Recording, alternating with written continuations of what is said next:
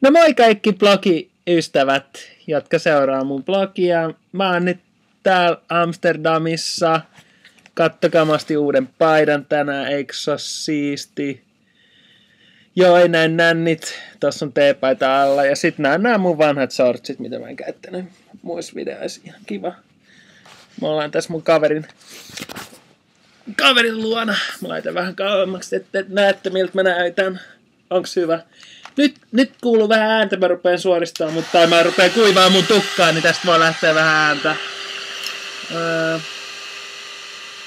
Miten tää? Onks tää rikki? Ei tää varmaan. Tälleen näin tästä lähtee. Joo.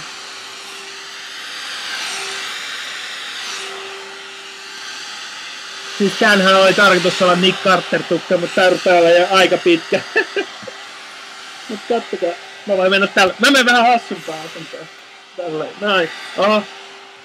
Tulee vähän kalsarit. Noin. Tai mä laitan vähän kauemmaksi, niin näkee sit vähän paremmin. Jaa.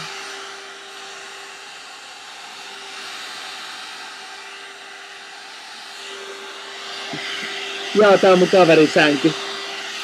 Ettei tää mun sänky oo. Ja lähdin kohti iltakävelylle. Mun tyttöystävä on liian väsynyt, se ei jaksa enää lähteä. Mä lähden iltakävelylle. En kyllä varmaan näissä vaatteissa.